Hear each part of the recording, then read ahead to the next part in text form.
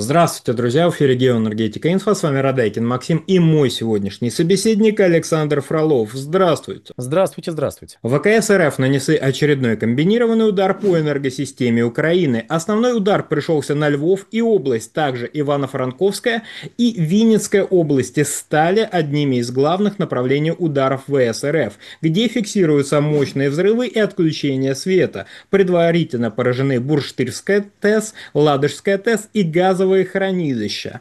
Каким образом Каким образом вообще энергосистема Украины до сих пор еще функционирует с учетом процента ее износа и насколько ее еще хватит? Александр, вам слово. Давайте разделим ответ на две составные части.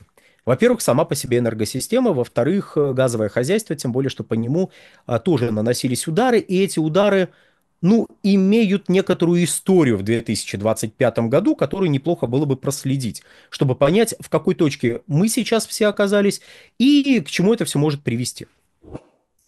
Итак, энергосистема Украины, во-первых, создавалась с избыточной надежностью. Она создавалась древней высокоразвитой цивилизацией, которая воспринимала энергосистему не как некий объект или совокупность объектов, на которых просто надо заработать деньги.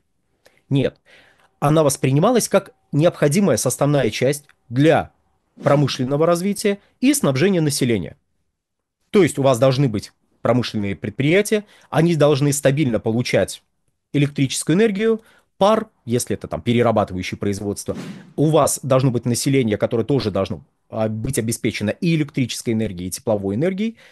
И для этого всего создается энергосистема. В тех условиях, в которых жила древняя высокоразвитая цивилизация, необходимо было повышать надежность этой самой энергосистемы на всякий случай. Вдруг ее кто-то будет ломать. Тогда предполагалась несколько иная картина, но, как видим, действительно надежность энергосистемы оказалась высочайшей. Это первое. Второе.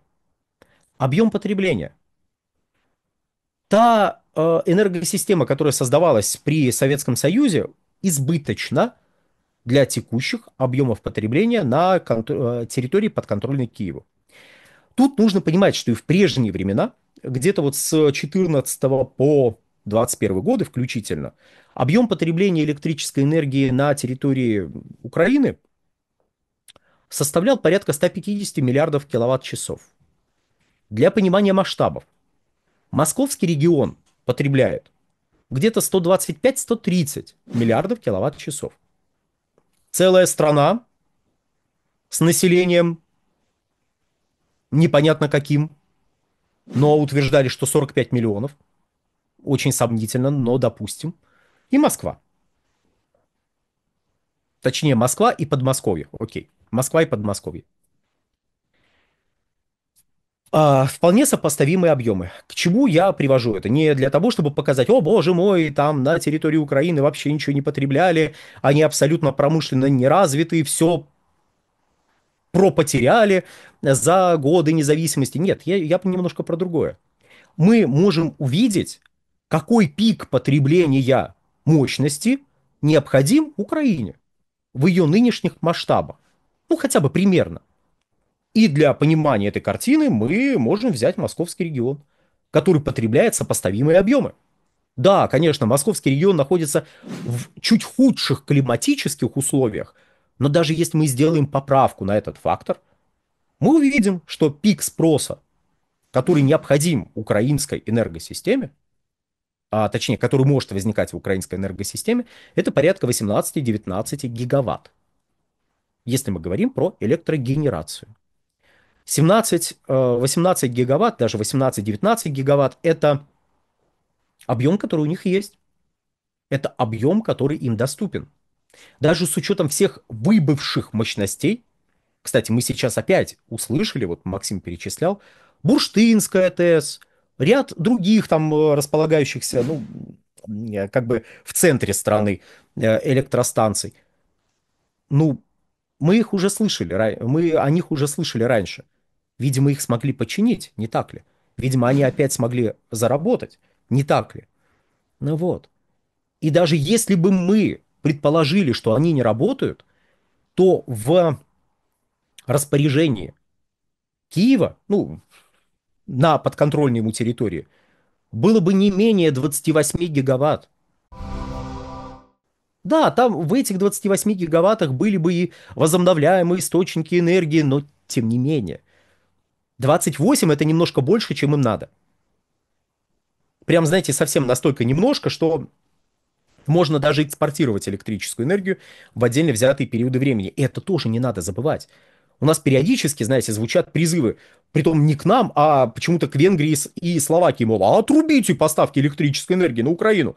Вот видите, что она там с вами творит. Да, действительно, Украина крайне некрасиво поступала со своими западными партнерами, вот, прекращая поставки различного рода энергоносителей на территорию этих самых партнеров.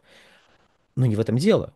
Дело в том, что она не только импортирует электрическую энергию со стороны той же самой Венгрии и Словакии, но и экспортирует электрическую энергию на территорию Венгрии и Словакии в другие периоды времени. И если эти две страны вдруг обрубят поставки, ну, вдруг неожиданно окажется, что они не смогут получить необходимые объемы электрической энергии, так может получиться, со стороны Украины, хотя они на них рассчитывали. Это к той части нашей аудитории, которая считает, что а что они не отрубят? Возьмите и отрубите. Быстро взяли и отрубили поставки. Ну хорошо, вы отрубили, вам отрубили. Вам тоже будет не очень хорошо. Дальше что? Ну хорошо, вы отрубили, дальше что? И вот оставим пока этот вопрос в стороне, вернемся к потреблению на территории Украины. То есть с учетом всей изменившейся географии и, прямо скажем, изменившегося промышленного потенциала, изменившегося количества населения на территории Украины, мы можем предположить, что сейчас Украине, то есть той территории, которая подконтрольна Киеву, нужно где-то 100 миллиардов киловатт-часов, примерно. Очевидно, что 100 миллиардов киловатт-часов, даже если этот объем верен, не размазан в среднем по году. Зимой надо будет больше, летом надо будет меньше. Осенью и весной надо будет, скорее всего, меньше электрической энергии, по крайней мере, в теплую часть осени и весны, в такое межсезонье. Надо будет еще меньше электрической энергии, чем, скажем, летом, когда надо все-таки там охлаждать помещение, когда потребление иногда подскакивает. И тем более меньше, чем зимой. То есть сезонная неравномерность потребления. И вот конкретно сейчас, ну, сезонная неравномерность потребления работает в пользу потребителей на территории Украины. Да, для них текущих мощностей не просто избыточно, их примерно не менее чем, в 2 раза больше, чем им необходимо на пике потребления. То есть, когда я говорил про 19 гигаватт, я как бы предполагал, что... Кстати, давайте не 100, давайте вот прям хорошо подумаем о потенциале потребления на территории подконтрольной Киеву и предположим 120 гигаватт. Хорошо. Но все равно получается 18-19 гигаватт мощности им нужны.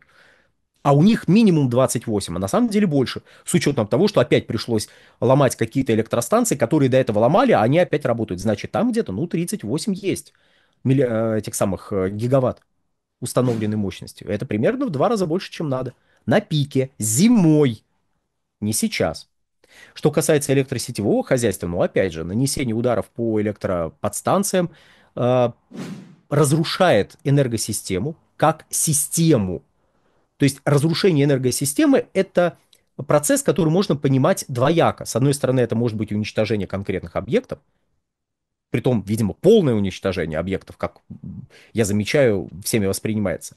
А может быть уничтожение системы как системы, то есть разрушение синхронизации между отдельно взятыми генерирующими мощностями, что приведет к остановке этих генерирующих мощностей и к необходимости при наличии требуемых для этого сетевых мощностей перезапуску энергосистемы как системы. То есть, еще раз, мы уже такое наблюдали, когда такой перезапуск проводить приходилось. Далее, что еще на что стоит обратить внимание? Стоит обратить внимание на газовое хозяйство. Я думаю, многие заметили, кто не заметил, но внимательно следить за нашим каналом, то мы об этом говорили. У Украины возникли некоторые проблемы с добычей газа. Знаете, вот какие-то такие проблемы, которые привели к резкому росту импорта газа. Один из роликов, записанных недели две назад, как раз касался этой темы. Ну да ладно, кто его сейчас побежит искать? Никто. Поэтому я переговорю один важный показатель, который там отмечался, а именно, а, руководство «Нафтогаза» предполагает, что объем импорта газа в 2025 году составит порядка 5,7 миллиарда кубических метров. Давайте округлим. Ну, позвольте мне это сделать. 6 миллиардов кубов надо будет импортировать. Это минимум в 3 раза больше, чем импортировалось в течение предыдущих 2 лет. И давайте резюмируем. По поводу электрической энергии. Очень надежная энергосистема, как показывает практика. Притом и как система надежная, и как оборудование. Да, все это крайне надежно. Древняя высокоразвитая цивилизация строила. Ну и плюс ко всему, надо понимать, что там все-таки не неандертальцы. Там такие же люди работают. Они также быстро могут починить то, что поломано. Не все починить можно, потому что что-то поломано так, что уже не починишь. Но то, что можно, они починят. Какое-то оборудование доставили из-за рубежа, вот они его установили, вот оно работает. Вот. Но как система все-таки она не обладает стопроцентной надежностью. Как систему, эту систему можно повредить, чем, собственно говоря, видимо, сейчас и занимаются, учитывая явную нацеленность не только на электрогенерацию, но и на электроподстанции, которые наблюдаются, исходя из того, что ну, какие-то электростанции пришлось быстро останавливать. Там автоматика сработала и сказала, ой, знаете, что-то с частотой сталось, что-то я как-то никуда не отдаю электрическую энергию, ой, давайте остановимся, пожалуй. Вот. Но гораздо сложнее ситуация в газовой отрасли. А если добавить сюда возможные проблемы с доступностью угля, и я закончу этот ролик как раз этой темой, то ситуация может текущей зимой, точнее приближающейся зимой, сложиться предельно неприятно для потребителей на территории подконтрольной Киеву. О чем идет речь? К началу отопительного сезона накапливаются запасы угля на угольных электростанциях. Эти запасы, как бы так помягче выразиться, не сказать, чтобы спрятаны, а в условиях, когда что-то прилетает и у вас ломается оборудование, может быть так случится, что что-то повредит и те запасы угля, которые у вас были. А уголь, он горит. Собственно, за что мы его и любим. Поэтому часть запасов может просто прекратить существование до того, как будет использовано. И тут придется работать с колес. Как уже бывало, знаете когда? Осенью 2020, ну, какого года? Правильно, 21-го. Когда мудрое руководство Украины добилось энергетического кризиса на пустом месте. Просто вообще на пустом... 21 год. На пустом месте энергетический кризис. Запасов угля не хватает. Где-то 8-9 гигаватт периодически отключаются, потому что нету топлива. Ну просто когда у вас 55 гигаватт при потреблении меньше 20, ну хорошо, при пиковом спросе в районе 20-21 гигаватта, ну как бы и ладно. Неприятно, но жить можно. А в текущих условиях. На этом, пожалуй, все. Александр, большое спасибо за комментарии, друзья. Подписывайтесь на телеграм-канал Геоэнергетика Инфо. Подписывайтесь на телеграм-канал Александра Фролова. Ссылки будут в описании и закрепленном комментарии. Там же будут реквизиты для желающих финансово поддержать наш проект, чтобы мы также бодро вещали на всех площадках без монетизации, исключительно благодаря вашей финансовой поддержке. Спасибо, до новых встреч. Всего хорошего.